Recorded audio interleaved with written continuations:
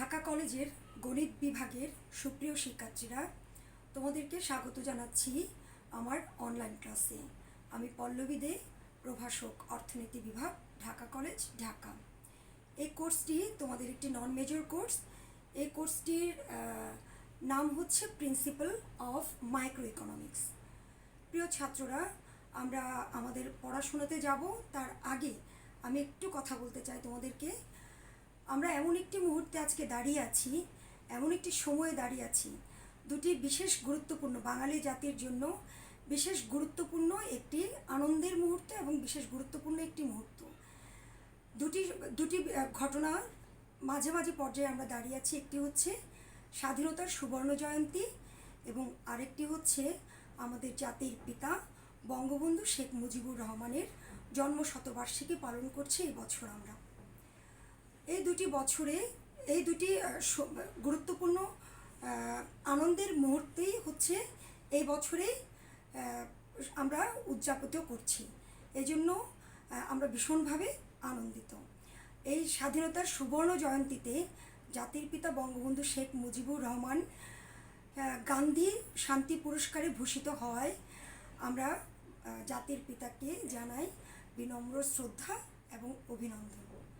সেই সাথে আমি আরেকটি বিশেষ মুহূর্তের কথা তোমাদেরকে মনে করিয়ে দিতে চাই। আজ 25শে মার্চ, সেই ভয়াল কালো রাত, 1971 সালের সে ভয়াল কালো রাত।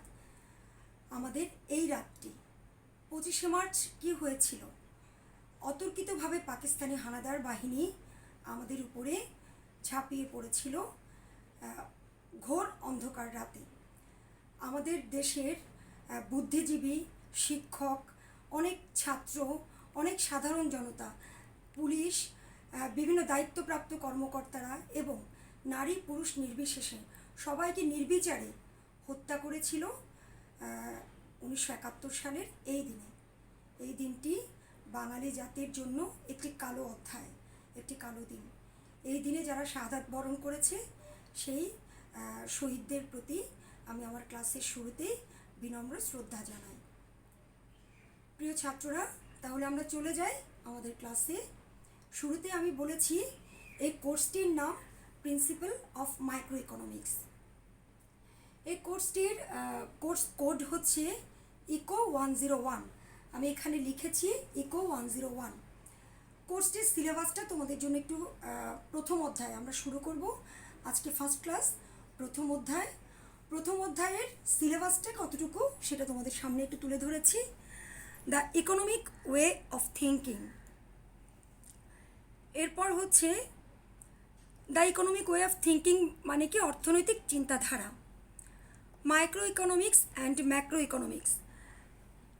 অর্থনীতির যে দুটি ধারা রয়েছে, একটি ব্যষ্টিক অর্থনীতি আর একটি সমষ্টিক অর্থনীতি। এই দুটি ধারণার একটি পার্থক্যটা তোমাদের বুঝতে হবে। এরপরে হচ্ছে সিলেবাসে দেওয়া আছে the basic problems of economic organization. একটি অর্থনৈতিক অর্গানাইজেশন বা একটি অর্থনৈতিক সংগঠনের কী কী বেসিক প্রবলেম থাকতে পারে। এরপর হচ্ছে প্রোডাকশন অ্যান্ড এক্সচেঞ্জ, উৎপাদন এবং বিনিময়। এর পরবর্তীতে প্রোডাকশন পসিবিলিটি ফ্রন্টিয়ার বা উৎপাদন সম্ভাবনা রেখা, এবং সর্বশেষে দ্য মার্কেট মেকানিজম। আজকে প্রথম অধ্যায়ের আমার টপিক আমি চেষ্টা করব সীমাবদ্ধ রাখতে প্রথম তিনটির মধ্যে। একটি হচ্ছে the economic way of thinking বা অর্থনৈতিক চিন্তাধারা।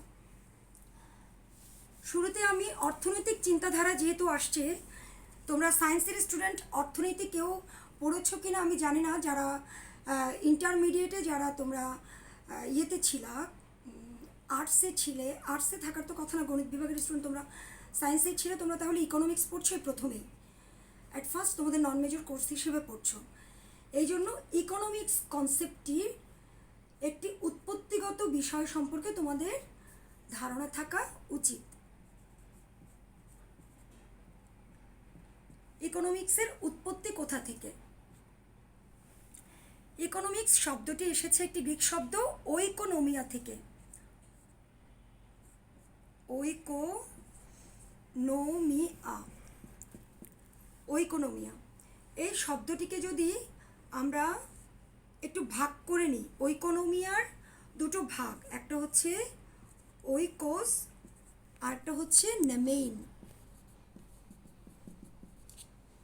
ঐকোস শব্দটির এই দুটোই গ্রিক শব্দ। এই শব্দটির যদি বাংলা প্রতিশব্দ করতে চাই, একটি হচ্ছে গৃহ আর একটি হচ্ছে ব্যবস্থাপনা। এখন তাহলে ইকোনমিক্স শব্দের ভূৎপত্তিগত অর্থ কি দাঁড়ায়? অর্থনীতি হচ্ছে গৃহ ব্যবস্থাপনা সম্পর্কিত বিজ্ঞান। তাহলে অর্থনীতি কি? গৃহ ব্যবস্থাপনা সম্পর্কিত বিজ্ঞান। এটি হচ্ছে ভূ উৎপত্তিগত সংজ্ঞা। কিন্তু অর্থনৈতিক কর্মকাণ্ড, চিন্তাভাবনা, বিভিন্ন কর্মপ্রবাহ বা সময়ের পরিবর্তনের সাথে সাথে চিন্তাধারারও বিভিন্ন পরিবর্তন ঘটেছে এবং মানুষের কর্মকাণ্ডের পরিধি ব্যাপক হয়েছে, সাথে সাথে অর্থনৈতিক কর্মকাণ্ড ব্যাপক পরিবর্তন হচ্ছে। এই পরিবর্তনশীলতার সাথে সাথে এই সংজ্ঞারও বা অর্থনীতিরও প্যাটার্ন চেঞ্জ হয়ে গেছে।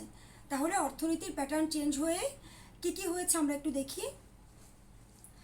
সংজ্ঞাগত দিক থেকে অর্থনীতিকে আমরা যদি আরেকটু বৃহৎ অর্থে ব্যাখ্যা করতে চাই, অ্যাডাম স্মিথ অর্থনীতির জনক, তিনি বলেছেন, অর্থনীতির জনক কাকে বললাম? Adam Smith.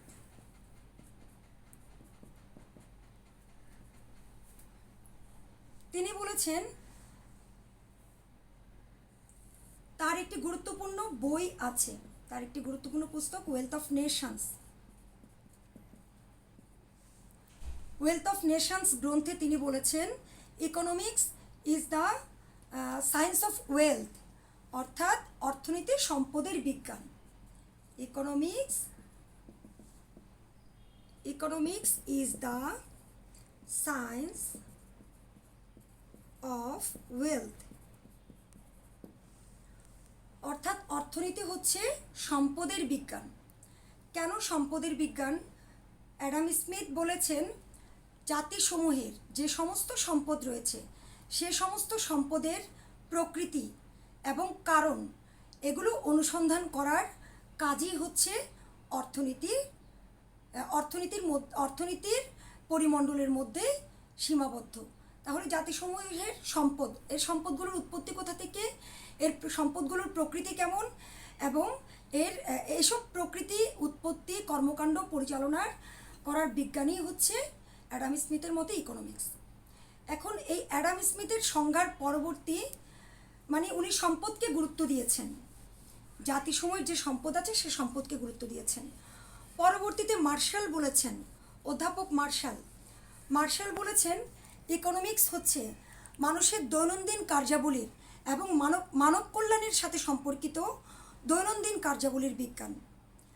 তাহলে আমরা অ্যাডাম স্মিথ বলেছি, এবার বলেছি মার্শাল। উনি একজন রিনাউন্ড অর্থনীতিবিদ। উনি বলেছেন মানব কল্যাণের সাথে সম্পর্কিত মানুষের দৈনন্দিন যে কার্যাবলী সংগঠিত হয় সে কার্যাবলীগুলোর বিজ্ঞানই হচ্ছে ইকোনমিক্স।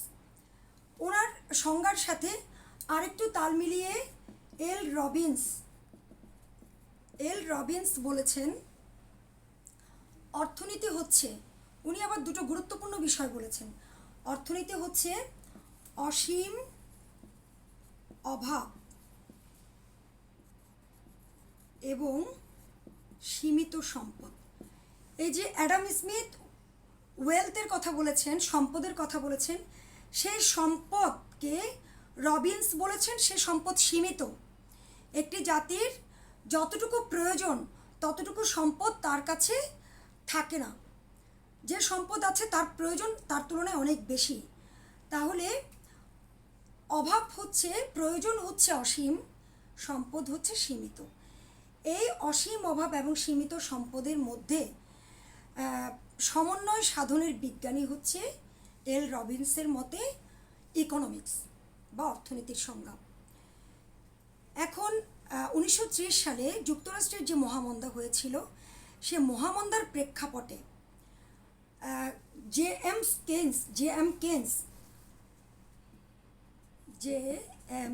কেন্স ইনি অর্থনীতির সংজ্ঞাতে একটি নতুন মাত্রা যোগ করেছেন। ইনি বলেছেন অর্থনীতি হচ্ছে সামষ্টিকভাবে চিন্তা করার একটি বিষয়, সামষ্টিক কর্মকাণ্ডের বিষয়। অর্থাৎ অ্যাডাম স্মিথের সেই কনসেপ্টকে উনি আরেকটু মডিফাই করে ক্ষুদ্র পরিসর থেকে বৃহৎ পরিসরে চিন্তা করার দিকে ঠেলে দিলেন হচ্ছে জে এম কেন্স। উনি বলেছেন সামগ্রিক কর্মকাণ্ড, পূর্ণ নিয়োগ, অর্থনীতিতে সামগ্রিক কর্মযজ্ঞ পরিচালনা করার যে বিজ্ঞান হচ্ছে অর্থনীতি। এটা কার মতে? জে এম কেন্সের মতে। জে এম কেন্সের সংজ্ঞাকে পরবর্তীতে আরেকটু রূপরেখা দান করেছেন স্ট্রিগলার, জেবিসে এবং আরও বেশ কয়েকজন গুরুত্বপূর্ণ অর্থনীতিবিদ, পল স্যামুয়েলসন, যাকে আমরা আধুনিক অর্থনীতির জনক বলি। এই পল স্যামুয়েলসন, স্ট্রিগলার, টবিন্স, ওনারা এই কেন্সের সংজ্ঞাকে নতুনভাবে যোগ করে বলেছেন অর্থনীতি হচ্ছে মানব কল্যাণের সাথে সম্পর্কিত একটি বিজ্ঞান। তাহলে পরবর্তীতে একদম আধুনিক সংজ্ঞা মতে কি দাঁড়ায়? শুধু দৈনন্দিন কার্যাবলীর বিজ্ঞান নয়, শুধু সম্পদের বিজ্ঞান নয়, শুধু সামগ্রিক দিক থেকে বিবেচনা করার বিজ্ঞান নয়, অর্থনীতির সমগ্র পরিমণ্ডল বিবেচনা করার বিজ্ঞান। যেমন অর্থনীতি মানব কল্যাণের সাথে, এখানে তাহলে কি যোগ হলো? মানব কল্যাণের সাথে সম্পর্কিত একটি বিজ্ঞান। তাহলে এখানে ওয়েলফেয়ার অফ ইকোনমিক্স যোগ হলো, তাহলে ইকোনমিক্স কি? ওয়েলফেয়ার, মানব কল্যাণ করা। এখন মানব কল্যাণের সাথে সম্পর্কিত দৈনন্দিন কার্যাবলীগুলো যেভাবে সংগঠিত হয়, সেই দৈনন্দিন কার্যাবলীগুলো দিয়ে যদি অসীম অভাব এবং সীমিত সম্পদের মধ্যে সমন্বয় সাধন করা যায়, তাই হচ্ছে ইকোনমিক্স। এখন আমি কি তোমাদেরকে বোঝাতে পেরেছি the economic way of thinking কি, অর্থনৈতিক চিন্তাধারা কি? এই আমার এই আমার এই ক্লাসের সাথে একটু তোমরা পাঠ্যপুস্তককে সমন্বয় করে নিবা, আরও ক্লিয়ার হবে ধারণাটি। অর্থনৈতিক চিন্তাধারা কিভাবে ইকোনমিক্স আসলো, শুরুতে গৃহ ব্যবস্থাপনা সম্পর্কিত বিজ্ঞান বলা হতো, এর পরবর্তীতে সম্পদকে যুক্ত করা হলো, মানুষের দৈনন্দিন কার্যাবলীকে যুক্ত করা হলো, অসীম অভাব সীমিত সম্পদকে যুক্ত করা হলো, এবং সবশেষে সামষ্টিক অর্থনীতির বিষয় তুলে ধরা হলো, এবং সবশেষে মানব কল্যাণকে অর্থনীতির সাথে সম্পর্কিত করা হলো। এই হচ্ছে সময়ের পরিবর্তনের সাথে সাথে অর্থনীতির সংজ্ঞাগত পরিবর্তন, চিন্তাধারার পরিবর্তন। তাহলে আমাদের প্রথম সিলেবাসের প্রথম অংশটা আমরা কিছুটা বুঝতে পেরেছি। এখন আমরা চলে যাব মাইক্রো ইকোনমিক্স এবং ম্যাক্রো ইকোনমিক্স ধারণা।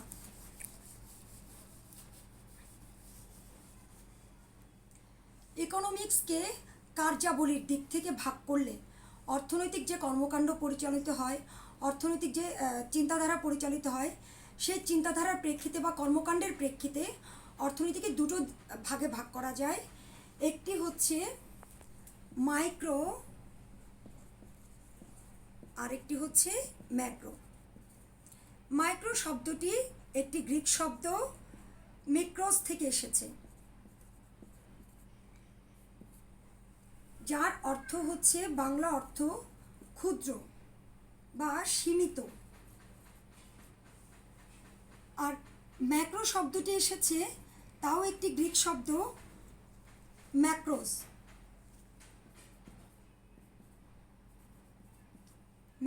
যার বাংলা অর্থ হচ্ছে বিশাল বা বৃহৎ। আমরা এখান থেকে কিছু ধারণা পেতে পারি। অর্থনৈতিক কর্মকাণ্ডগুলো ক্ষুদ্র পরিসরে যখন সংগঠিত হয়, অর্থাৎ যদি আমরা বলি একজন ব্যক্তির আয়, একজন ব্যক্তির ব্যয়, একজন ব্যক্তির মুনাফা, একজন ব্যক্তির ভোগ, একজন ব্যক্তির বিনিয়োগ, সঞ্চয়, তাহলে সেই কনসেপ্টটি হবে মাইক্রো ইকোনমিক্সের অন্তর্ভুক্ত। অর্থাৎ যখন অর্থনীতিকে ক্ষুদ্র ক্ষুদ্র ভাগে বিভক্ত করে চিন্তা করা হয়, আলোচনা করা হয়, তখন সেটা হয়ে যায় মাইক্রো ইকোনমিক্স কনসেপ্ট। যেমন যদি বলি একটি পরিবারের ভোগ ব্যয়, বিনিয়োগ ব্যয়, সঞ্চয়, আয়, মুনাফা ইত্যাদি যদি বিবেচনা করি, বা একটি ফার্মের কথা যদি বিবেচনা করি, তখন সেটি চলে যায় মাইক্রো কনসেপ্টে। আর সেটিকে যখন অন্যভাবে চিন্তা করি, একটি দেশের বা সামগ্রিক জাতীয় আয়, সামগ্রিক ভোগ ব্যয়, সামগ্রিক বিনিয়োগ ব্যয়, সামগ্রিক চাহিদা, সামগ্রিক যোগান, সামগ্রিক অর্থে যখন চিন্তা করি, তখন সেটা হয়ে যায় বিশাল একটি বিষয় বা ম্যাক্রো ইকোনমিক্স কনসেপ্ট। অর্থাৎ অর্থনীতির সমগ্র চিত্র খুঁজে পাওয়া যায় এই ম্যাক্রো ইকোনমিক্স শাখায়, আর অর্থনীতির খণ্ডিত চিত্র খুঁজে পাওয়া যায় মাইক্রো ইকোনমিক্স শাখায়। এখন যদি বলা হয় স্কয়ার ফার্মাসিউটিক্যালসের আয়, ব্যয়, মুনাফা, বিনিয়োগ, সঞ্চয় আমরা জানতে চাই, তখন সেটা হবে অর্থনীতিতে স্কয়ার ফার্মাসিউটিক্যালের ভূমিকা কী, সেটা একটি মাইক্রো কনসেপ্ট। কিন্তু যখন বলি বাংলাদেশের ঔষধ শিল্পের ভূমিকা কী, তখন কি হয়ে যাবে, সেটা ম্যাক্রো ইকোনমিক কনসেপ্ট। পুরো একটা শিল্প, ঔষধ শিল্প। আবার যখন তুলনা করি অন্য শিল্পের সাথে ঔষধ শিল্প, তখন ঔষধ শিল্পটাও হয়ে যাবে মাইক্রো কনসেপ্ট। অন্যান্য সব শিল্প মিলে একসাথে যখন তুলনা করব, সেটা হয়ে যাবে সামগ্রিক অর্থে চিন্তা করলে ম্যাক্রো কনসেপ্ট। আমাদের ক্লাসিক্যাল এবং নিও ক্লাসিক্যাল অর্থনীতিবিদ যারা আছেন, তারা মাইক্রো ইকোনমিক কনসেপ্টটির সাথে সম্পর্কিতভাবে ওই চিন্তাধারার ব্যাখ্যায় বেশি করেন, এবং আধুনিক অর্থনীতিবিদরাই বেশি ম্যাক্রো ইকোনমিক্স কনসেপ্ট নিয়ে আলোচনা করেন। তাহলে একটি দেশের অর্থনীতির সামগ্রিক চিত্র আমরা কোথায় দেখতে পাবো? অবশ্যই ম্যাক্রো ইকোনমিকে। যেমন জাতীয় আয়, অর্থনীতির কয়টি খাত? 4টি: কৃষি, শিল্প, সেবা, বাণিজ্য। তাহলে জাতীয় আয় যদি আমরা জানতে চাই, প্রত্যেকটা খাতের আয় জানতে হবে, তখন সেটা কি হয়ে যাবে? ম্যাক্রো। জাতীয় আয় জানতে গেলে সেটা ম্যাক্রো। কিন্তু যদি বলি কৃষি খাতের আয়, তখন সেটা হয়ে যাবে মাইক্রো। অর্থাৎ অর্থনীতির খণ্ডিত চিত্র। এখন কি আমি বোঝাতে পেরেছি মাইক্রো এবং ম্যাক্রো কনসেপ্ট? আশা করি প্রিয় ছাত্ররা তোমরা এই কনসেপ্ট দুটো বুঝতে পেরেছো। এই পার্থক্যটা করেছিলেন মূলত রাগনার ফ্রিশ নামে একজন অর্থনীতিবিদ। এখন তাহলে আমরা চলে যাই পরবর্তী ম্যাক্রো কনসেপ্টগুলো। আশা করি বুঝতে পেরেছো। এবার আমরা চলে যাব, আজকের ক্লাসটি মূলত বেসিক একটি ক্লাস, কারণ সিলেবাসের শুরুতে তোমাদেরকে খুব বেসিক কিছু বিষয় তুলে ধরেছে। এর পরবর্তী হচ্ছে the basic problems of economic organisation.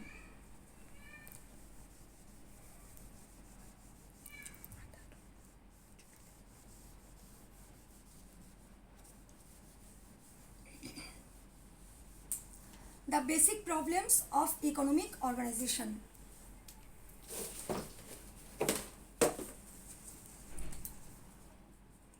আমরা দেখব বেসিক প্রবলেমস।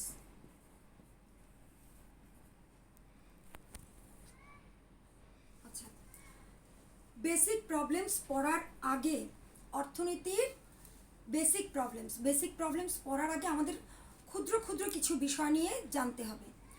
অর্থাৎ একটি অর্গানাইজেশন যখন পরিচালিত হয়, অর্থনৈতিক অর্গানাইজেশন যখন পরিচালিত হয়, তখন তারা কি কি প্রবলেম ফেস করে, তার আগে আমাদের জানতে হবে এই প্রবলেমসগুলো, যে প্রবলেমগুলোর জন্য এই প্রবলেমগুলো তৈরি হয়, মানে এর আগেও কিছু প্রবলেম আছে। সেটা কি? সেটা হচ্ছে অভাব, সেটা হচ্ছে দুষ্প্রাপ্যতা, সেটা হচ্ছে নির্বাচন। এই কনসেপ্টগুলো এই কনসেপ্টগুলোর উপর দাঁড়িয়ে আছে একটি অর্গানাইজেশনের বেসিক প্রবলেম। তাহলে আমাদের এই কনসেপ্টগুলোই আগে জানতে হবে। অভাব কি? তোমরা তো জানো প্রয়োজন মানে যেগুলো যুক্তিপূর্ণ প্রয়োজন, যুক্তিসঙ্গত প্রয়োজনকেই কিন্তু অভাব বলে। হ্যাঁ, আবার প্রয়োজনের অতিরিক্ত কিছু কি, আমরা ক্লাসে অনেক সময় বলতাম প্রয়োজনের অতিরিক্ত সব কিছুই হচ্ছে বিষ। কিন্তু আমাদের প্রয়োজন যেন শেষ হয় না, আমরা আমাদের প্রয়োজন একটা শেষ হলে আরেকটা পেতে চাই, একটা শেষ হলে আরেকটা পেতে চাই, সেটিকেই কখনো অভাব বলে না। অভাব বলবে যুক্তিসঙ্গত যে প্রয়োজনটা আছে। আমি এখন অভাব বোধ করছি, আমি আমার বিশাল একটি ফার্ম হবে, বিশাল একটি অর্গানাইজেশন হবে, কিন্তু আমার অবস্থান সম্পর্কে আমাকে জানতে হবে।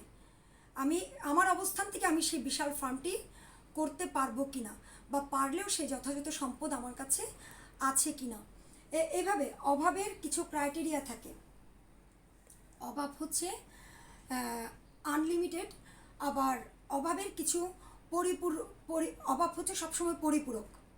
হ্যাঁ, কিছু অভাব পূরণযোগ্য, কিছু অভাব থাকবে অপূরণযোগ্য। এখন অভাবের কনসেপ্টটি তো গেল। এখানে আমি একটা কথা বলেছি, যুক্তিসঙ্গত চাহিদা, অযৌক্তিক কোনো কিছু না, যুক্তিসঙ্গত প্রয়োজনই হচ্ছে অভাব। দুষ্প্রাপ্যতা কি? দুষ্প্রাপ্যতা বা আর দুষ্প্রাপ্যতাকে আরও তোমাদেরকে ইজি করে দিই, এটা হচ্ছে স্বল্পতা বা কম। আমার যতটুকু দরকার তার তুলনায় যদি আমার কম থাকে সেটা হবে দুষ্প্রাপ্যতা। ঠিক আছে? যেমন আমাদের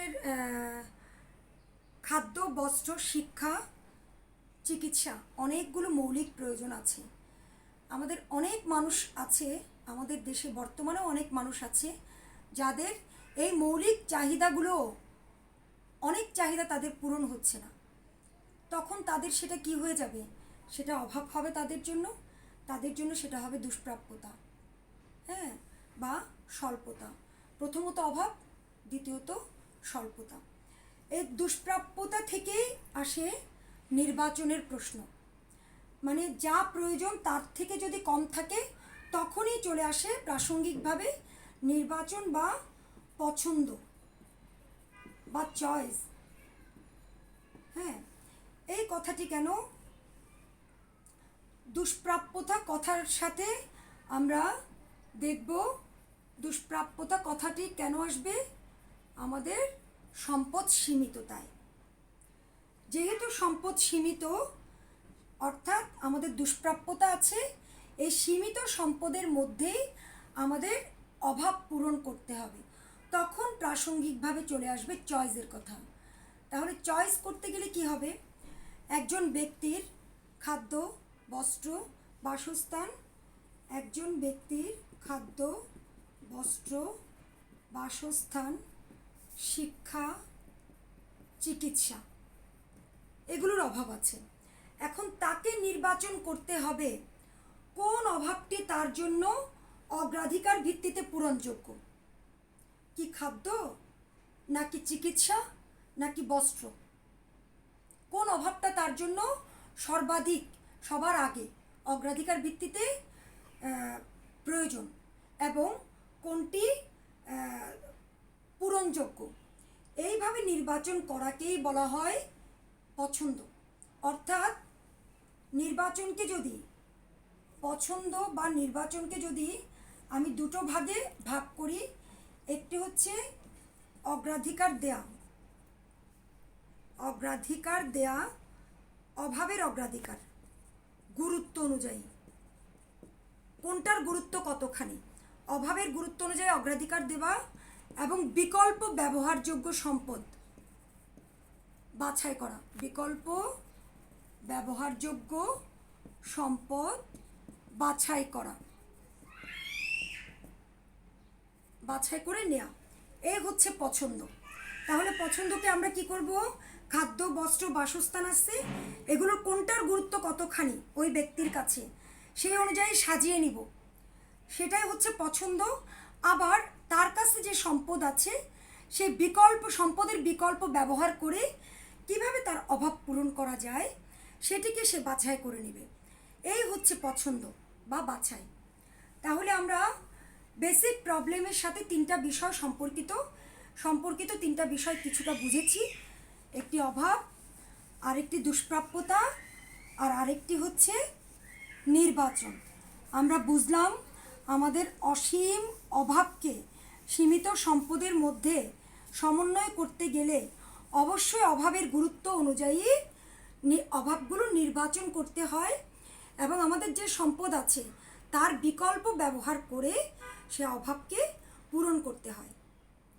তাহলে আমাদের প্রবলেম আস্তে আস্তে সলভ হওয়ার সম্ভব।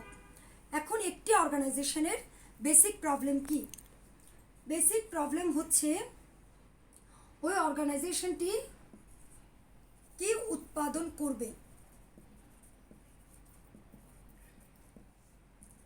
2 কিভাবে উৎপাদন করবে, 3 কার জন্য উৎপাদন করবে, কতটা দক্ষতার সাথে উৎপাদন করবে বা কোন প্রযুক্তি ব্যবহার করবে।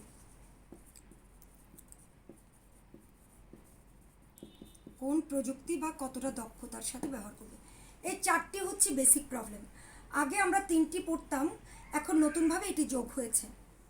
সময়ের পরিবর্তনে অর্থনৈতিক ধারণার অনেক পরিবর্তন হয়, এটিও একটি নতুন অ্যাডিশন।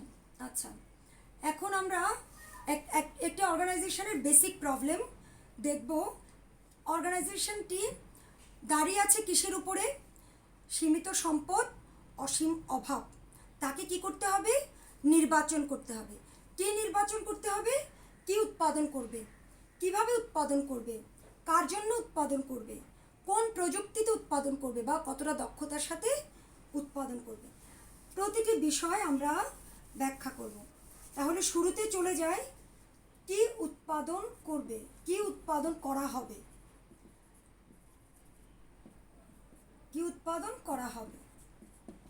একজন কৃষক, তার একখণ্ড জমি আছে, সে একখণ্ড জমিতে সে কি ধান উৎপাদন করবে নাকি গম উৎপাদন করবে, অথবা এই ধান বা গম কোন সিজনে কোনটি উৎপাদন করবে, কিভাবে সে লাভবান হবে, তার জমি ধানের জন্য উপযোগী নাকি গমের জন্য, তাকে সেটা কি করতে হবে? নির্বাচন করতে হবে। অর্থনীতিতে সেটি ব্যাখ্যা করার জন্য একটি সুন্দর পদ্ধতি আছে, সেটি হচ্ছে, তোমরা অবশ্য ডায়াগ্রাম খুব ভালো বোঝো, তোমরা গণিতের স্টুডেন্ট। ডায়াগ্রামের দুটি এক্সিস থাকে, একটি এক্স আর একটি ওয়াই। আমরা যদি এক্স অক্ষে দুটি দ্রব্য নিব, আমরা ধরে নিলাম এটি ধান, ধরে নিলাম এটি গম। যেহেতু উৎপাদন করা হবে, আমরা আগামী ক্লাসে অবশ্যই পড়ব প্রোডাকশন পসিবিলিটি ফ্রন্টিয়ার। আমাদের পিপিসি কার্ভ লাগবে, প্রোডাকশন পসিবিলিটি কার্ভ। এখন আমরা ব্যাখ্যা করব এই প্রোডাকশন পসিবিলিটি কার্ভ দিয়ে আমরা কি বোঝাচ্ছি? তার ওই কৃষকের সীমিত সম্পদ আছে, অর্থাৎ একখণ্ড জমি আছে। ওই সীমিত সম্পদকে পূর্ণ ব্যবহার করেই তাকে নির্বাচন করতে হবে কোন পণ্যটি বা কোন দ্রব্যটি সে ওই জমিতে উৎপাদন করবে।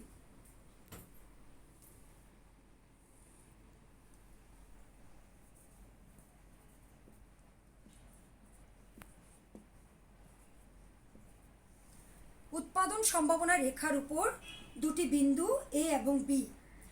এখানে দুটি বিন্দুর দুটো দ্রব্যের সংমিশ্রণ, একটি এক্স এবং ওয়াই, অর্থাৎ ধান এবং গম। সে যদি এই বিন্দুটা পছন্দ করে তাহলে তার ধানের পরিমাণ, গমের পরিমাণ বেশি, ধানের পরিমাণ কম, অর্থাৎ এই বিন্দুতে সে গম উৎপাদন করবে বেশি, ধান উৎপাদন করবে কম। এই বিন্দুটা যদি সে পছন্দ করে উৎপাদনের জন্য, তাহলে ধানের পরিমাণ বেশি, গমের পরিমাণ কম, অর্থাৎ এটি ধান নির্ভর আর এটি গম নির্ভর উৎপাদন, কিন্তু দুটোরই সমন্বয় আছে। কিন্তু যদি এই বিন্দু দুটো উৎপাদন করে এ এবং বি, তখন কি দাঁড়ায়? এ বিন্দুতে উৎপাদন করলে শুধু গমই উৎপাদন করবে ওই কৃষক, শূন্য।